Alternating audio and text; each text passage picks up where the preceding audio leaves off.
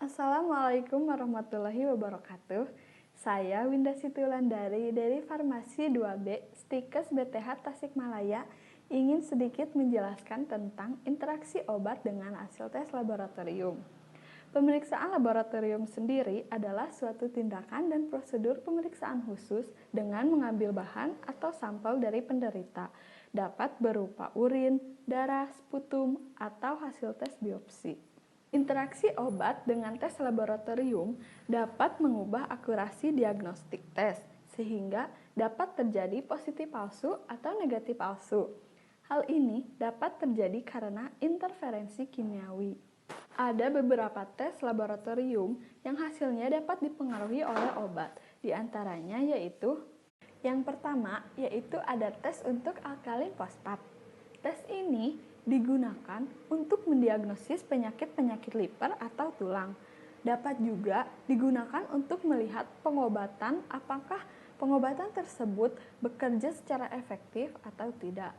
Uji alkalin fosfat ini ada dalam tes darah rutin dan tes urin, termasuk dalam tes fungsi liver. Kisaran normal alkalin fosfat dalam darah adalah 44 sampai 147 IU per liter. Beberapa obat yang dapat mempengaruhi tes alkalin yaitu ada paracetamol dan obat AINS, di mana interaksi yang terjadi akan meningkatkan kadar alkalin di dalam tubuh. Yang selanjutnya yaitu ada bilirubin dan fenobarbital, di mana fenobarbital dapat menurunkan kadar bilirubin dan menyebabkan penurunan ekskresi pada bilirubin tersebut. Yang kedua, ada blood urea nitrogen atau tes BUN. Tes ini digunakan untuk melihat apakah ginjal bekerja dengan normal atau tidak, di mana fungsi ginjal normal adalah 3,6 sampai 7,1 mol per liter atau 10 sampai 20 dl. BUN tes ini dilakukan dengan mengukur jumlah nitrogen yang berada dalam darah yang berasal dari urea.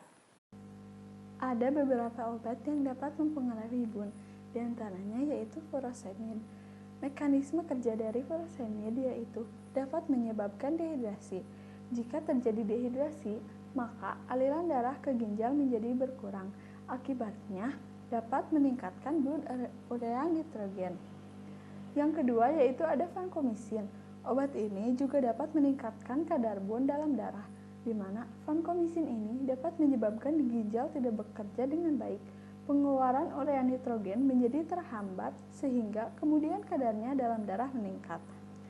Yang selanjutnya yaitu ada obat yang dapat mempengaruhi kolesterol. Di antaranya yaitu ada vitamin C, di mana jika penggunaan vitamin C pada dosis tinggi dapat menurunkan kadar kolesterol. Mekanisme dari vitamin C sendiri yaitu memperlebar arteri sehingga memperkecil deposit kolesterol pada dinding arteri, meningkatkan aktivitas fibrosis yang bertanggung jawab untuk memindahkan penumpukan kolesterol dari arteri, dan dapat mengeliminasi kelebihan kolesterol dalam aliran darah dengan membawanya ke empedu. Yang selanjutnya yaitu glukosa. Contoh obat yang dapat mempengaruhi kadar glukosa yaitu ada atenolol. Atenolol ini dapat menurunkan kadar glukosa. Mekanisme dari atenolol dapat menghambat glikogenolisis di sel hati dan otot rangka sehingga mengurangi efek hiperglikemi. Yang selanjutnya yaitu ada SGPT atau serum glutamat piruvat transminase. SGPT ini dapat meningkatkan kadar hepatitis virus akut dan juga dapat menyebabkan nekrosis atau toksisitas obat. Obat yang dapat meningkatkan SGPT yaitu salah satu di antaranya adalah rifampicin. Mekanisme kerja dari rifampicin adalah meningkatkan efek hepatotoksik sehingga menyebabkan peningkatan aktivitas enzim transminase. Sekian penjelasan yang dapat saya sampaikan. Mohon maaf bila banyak kekurangannya. Wabillahi taufiq wal hidayah. Wassalamualaikum warahmatullahi wabarakatuh.